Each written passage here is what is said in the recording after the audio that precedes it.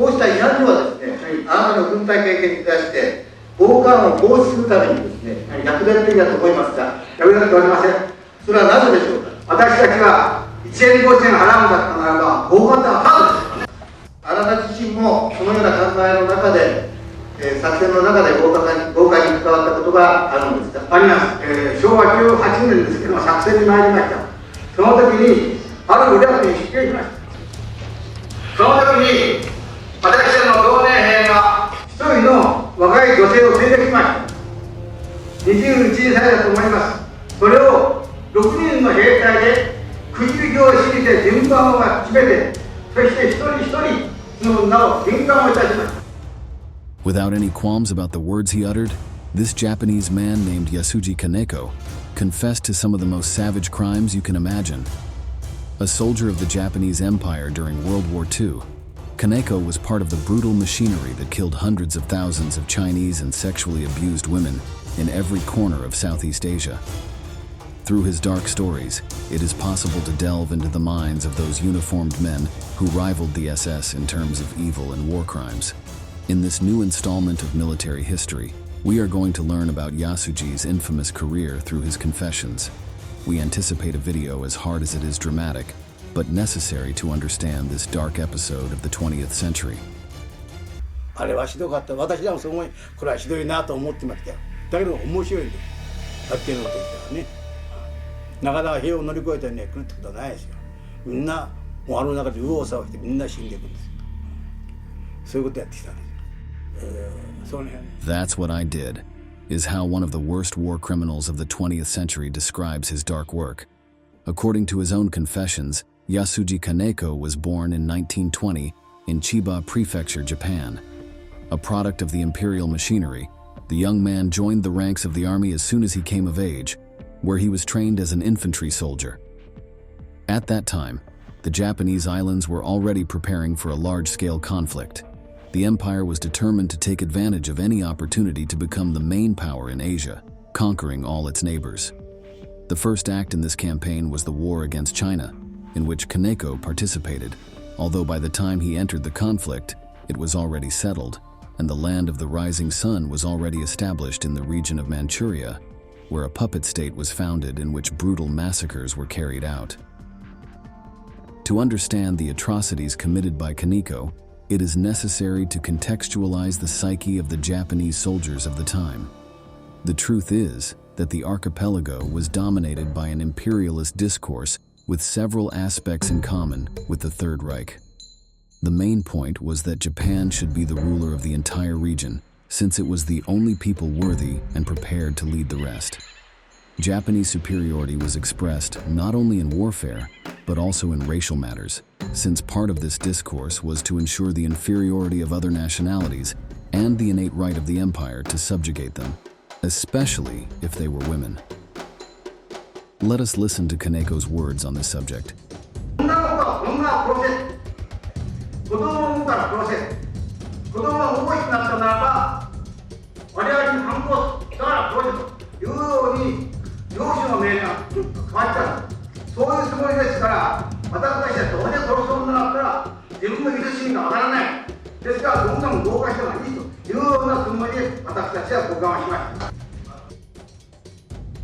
From the highest echelons of power, the message was that Chinese and Korean citizens were not people, or at least not on the same level as Japanese, which is why they could be treated like animals.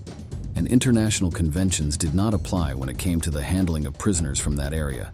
This opened the door to all kinds of war crimes, especially those committed against children and women. Kaneko's testimony on this subject is sickening, as it not only admits the official position of the empire, but also the feeling of the soldiers in this regard. The logic was, if I have the right to kill them, why wouldn't I have the right to rape them? And under this dark premise, the Japanese troops carried out mass rapes in all the conquered territories. In some cases, not content with abusing their victims, they took torture a step further and forcibly recruited them to integrate them into the groups of comfort women. These were militarized brothels run by the Empire of Japan, offering terrible health conditions and constant mistreatment. There, thousands of girls from China, Korea, and other nationalities were forced to prostitute themselves for pennies for the pleasure of the archipelago's troops. In this case, it responded to a double interest on the part of the politicians. On the one hand, they wanted to avoid homosexual practices that could result from months without sexual relations on the combat front. On the other, it was a tool to humiliate and degrade the conquered communities, turning mothers, sisters, and daughters into the invaders' prostitutes. In an interview given during her last years of life, now with a less aggressive tone and trying to reconcile her own demons, Yasuji Kaneko spoke about what life was like for these comfort women. あのざまはね、ちょっと話するとね、恥ずかしいけど、本当に女の子は無様だよ。いいかね、兵隊ずーっと並んで一列に。女の人はね、股を広げてタバコ吸ってるわけだよ。それで一回2、3分で終わりだよ。シャカシャカ。 The lives of the girls who ended up in these infamous comfort stations, a code name for militarized brothels, were tragic. In many cases, they were deceived with the promise of work in factories or restaurants, and once recruited, the women were imprisoned in foreign countries to become prostitutes. Other young women were detained at gunpoint, and some, after being raped, were taken to the stations. It has been documented that the Japanese military themselves, such as Yasuji Kaneko himself, forcibly recruited women as part of their work of conquest between 1938 and 1945. As the Empire of Japan tried to expand into Manchuria and the eastern region of Russia, many soldiers enlisted in the form of divisions. There, prostitution was applied massively, and rapes of civilians also took place in northeastern China. In 1938, sexually transmitted diseases occurred in 1 in 7 Japanese divisions, killing more than 2,000 Japanese soldiers. To prevent a worse situation, the authorities began to look for alternatives, including the exhaustive control of prostitutes, who were analyzed by doctors for diseases as if they were a mere consumer product. As this was an abhorrent war crime that has shamed victims for decades, estimates of the number of women involved vary, from an estimated minimum of 20,000 to a maximum of about 410,000. However, the exact figure remains under investigation and debate. The most sickening thing is that the Japanese government never fully admitted its participation in these systematic sexual abuses. Victims from various countries joined together to denounce the state and demand a concrete apology and acceptance of the crimes by the army, but the response was timid and protocolary. Regarding the operation of these spaces, Yasuji Kaneko made it clear that they were not improvised and that their operation was well recorded. やってきたからね、交換循環やってきたしね。だからそう言ってもね、彼らかばおうとしてもやったことは事実なんだ。ただ本当にただ強制がないからそんなバカなこと言ってるけども、実際やったことは間違いないんだから。 We clarify again that the interview you have just seen is one of the last given by the war criminal, in which his tone and attitude have changed noticeably compared to the first statements he gave. In those initial confessions, he seemed proud of every raped woman, murdered child, and destroyed village. Let's continue discovering the dark record of this Japanese man. Between May 25th and 29th, 1941, Kaneko was stationed in Laiwu, a prefecture-level city located in the heart of Shandong Province, China. There, together with his fierce squad, he banished 300 local farmers at gunpoint. These victims were forced to carry all their belongings during a long and brutal march of several kilometers to a camp where they were enslaved. Kaneko remembers that his job in that process was to watch over the new prisoners, ordering them to keep pace and hitting them with a club in case their body gave out. The Japanese criminal described in his testimony how he smashed the heads of women, children, and even infants who were still in their mother's arms. The orders were clear. Anyone who did not walk was beaten to death on the side of the road. According to reports from the time, the squad to which Kaneko belonged killed about 20 people in a period of 4 days. They all died from exhaustion, beatings, and lack of water. During this period, the superiors taught the young recruits how to correctly use bayonets to effectively eliminate Chinese prisoners. The secret was to insert the blade horizontally to quickly pierce between the ribs. Then, a brutal turn of the weapon to destroy the victim's organs. Kaneko says that it was difficult for him to learn the correct technique for the killing, but that, once learned, it became a simple game. 私が覚えたことは、とにかく人を殺すにはとにかく平らにしてこう刺すと。腹は致命傷にならないから、胸は致命傷になるからっていうわけで、こう手を横にして刺すと。それがだんだんして1人殺し2人殺し、もう最後には毎日競争ですよね。お前何人殺した？俺は2人だ。そうか、俺は3人だと。There was a very disturbing coldness in the way Kaneko described his activities in China.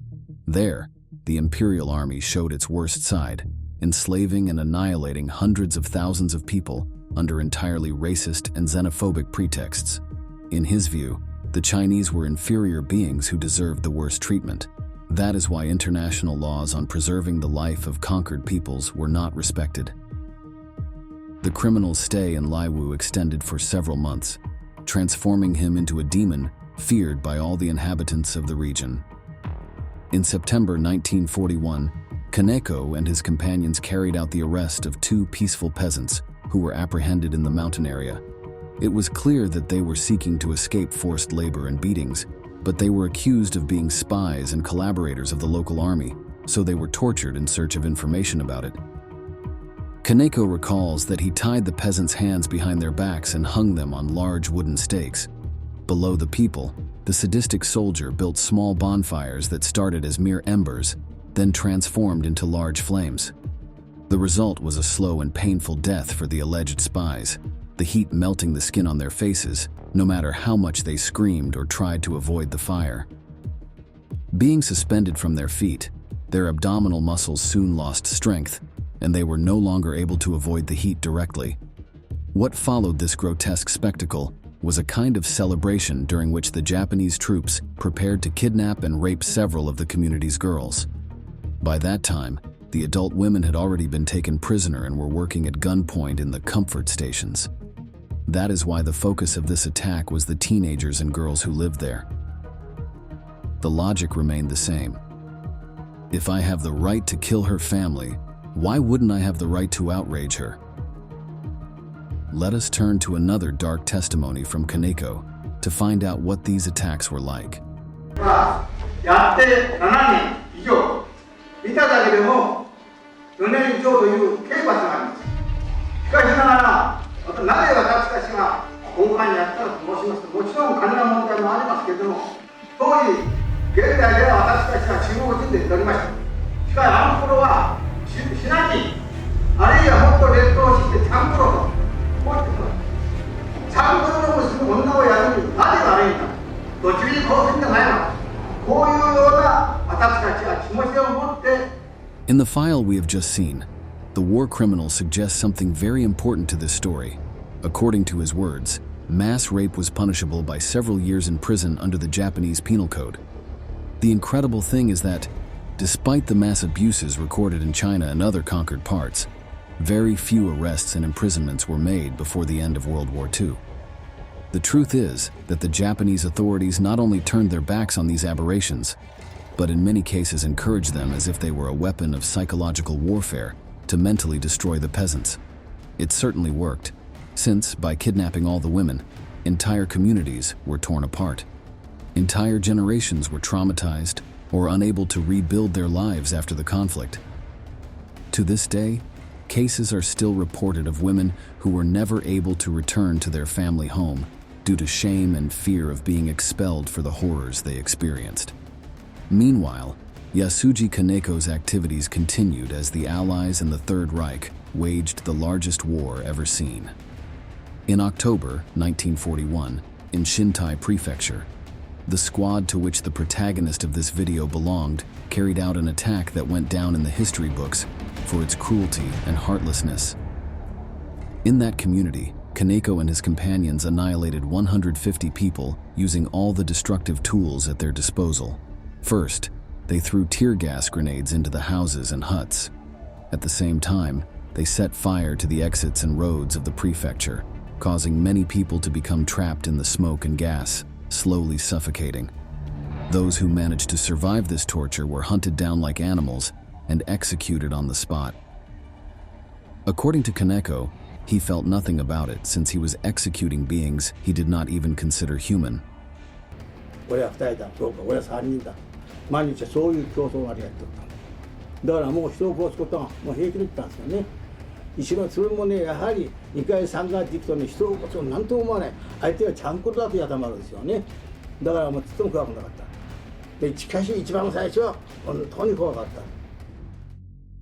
In his accounts of that senseless attack, Kaneko claimed that he was responsible for throwing the grenades and that he killed at least 7 farmers who were trying to flee the horror. He attacked them from behind. His victims were defenseless since they were not enemies, but simple people who lived off what they produce in the fields. But if this seems inhuman and aberrant to you, what you will hear next will turn your stomach. During this attack, Kaneko also took it upon himself to locate farmers who were hiding. It was thus that he came across a family of 5 people who were hiding in a water well, trying to escape the cruelty of the invaders. Kaneko called some of his companions, and with their help, they lifted a heavy rock of about 100 kilograms, which they threw into the well to crush the occupants. People screamed in pain, their bodies broken and seriously injured. They did not understand the reason for such torture. After all, they collaborated with everything Japan had asked of them. That did not matter. The Japanese army was thirsty for blood. Then, to complete the crime, the protagonist of this installment threw an explosive grenade that transformed the family into an abstract painting of blood. From our perspective, Kaneko was a wild animal without scruples or appreciation for human life. But for his superiors, he was a more than useful soldier who stood out for his ability to annihilate the enemy. That is why during World War II and the Japanese campaign in China, he was relocated on numerous occasions to take his knowledge and talents there in order to contain the advance of enemy troops seeking to recover the region. この8の地区は完全に我々はもうほとんど焼いちゃうんですよ。焼いて裏組が女を殺してしまえっていうのは結局子供を産むから、子供が大きくなったら日本軍に反抗するから殺してしまえと。年寄りはもうどっちに先に短いんだら子供を殺してしまえと。これはずっと上からの命令なんで、中国のねブラックってのは必ず。In November 1941, in Mengyan County, the soldier was ordered to make some arrests of civilians, as there was a tense air of possible revolt. The best way to appease such feelings was with a show of cruelty. Kaneko then arrested a wounded soldier from the Chinese 8th Army and a woman in her 30s. With the help of 2 companions, he tied the convalescent soldier's hands, lifted his feet, and left him barely suspended from a tree. Then, he took a heavy rock to hit the man's head repeatedly until he died, drowned in his own blood. As for the woman, her fate was equally brutal. With the help of his companions, Kaneko held her with her mouth open to suffocate her with a chemical that was used in the factories of the region, a compound of water with other highly toxic corrosive substances. The result of this savage experiment was internal burns that ended up killing the victim after 10 torturous minutes that included vomiting blood and inconsolable screams that made no sense, since the vocal cords had been consumed by the substance. When it came to murder, Kaneko was especially creative, always finding a way to transform an execution into a display of evil. The activities of this sadistic killer continued for a long time. For example, in August 1942, in Yanggu County, the Japanese confessed to having sexually abused a woman of about 30 years of age. Not content with the assault, they proceeded to kill her by stabbing her in her private parts. In Kaneko's own words, "We stabbed her repeatedly until she bled to death and stopped moving." Then, in May 1943 in Guantao, the uniformed psychopath was ordered to fire 500 rounds into a crowd of Chinese citizens begging for food. Without missing a beat, he obeyed, and in this way ended the lives of 31 people, including old people, children, and women who were only asking for a piece of bread. The perversion even led him to force sexual abuse between Chinese citizens. Given the gruesomeness of the situation, it is best to resort to the description given by the author of such cruelty to try to understand his motivations behind such acts. それでいよいよ最高潮に手に達したなと思うと上から拳銃で殺して2人とそういうことをそれはあくまでも面白い半分であってこれは例えばひどいことすんな、いい調子になった時上からバターンって。それで終わり。それは本当の興味の殺人ですね。結局競争意識なんですよね。With the end of World War II and the complete defeat of the Axis, on which Germany and Japan had allied themselves, Kaneko was captured by Soviet troops. He was then sent to a forced labor camp in Siberia, where he spent 5 years awaiting his death sentence. The Chinese government requested his extradition in order to personally deal with the aggressor, to which Moscow agreed. The murderer was held at the Fushun War Criminals Management Center between 1950 and 1956, where he was allegedly tortured and re-educated. It was there that he was forced to describe in great detail each of his attacks, which is why there is a precise record of his crimes, as well as those perpetrated by his companions. After several requests from Japan and strong international pressure, many of the inmates in these units were returned to their country of origin, including Kaneko. The brutal Japanese soldier remained silent for years, but in the mid-1990s, he decided to tell his story, claiming that he had killed more than 100 people through torture. That's not counting the women he raped and massacred during the campaign in Chinese territory. The scary thing about his testimonies is that they don't seem like those of a repentant person who carries the weight of having been a demon on earth. On the contrary, the criminal finds moments of amusement to smile when remembering those people he brutally annihilated. Unfortunately, this is not an exception. As a general rule, Japanese soldiers who committed this type of atrocities rarely ended up behind bars. This is part of a state policy that seems to want to erase the sins of the nation without admitting that they were on the side of the Third Reich and that they carried out acts of such cruelty that they are on par with those of their German counterpart. Thus, we come to the end of a video as shocking as it is dark. If you are interested in this type of content and want to continue discovering incredible stories from the Second World War, we invite you to subscribe and activate notifications for this channel. Without further ado, we say goodbye until the next installment of Military History. Thank you for joining us.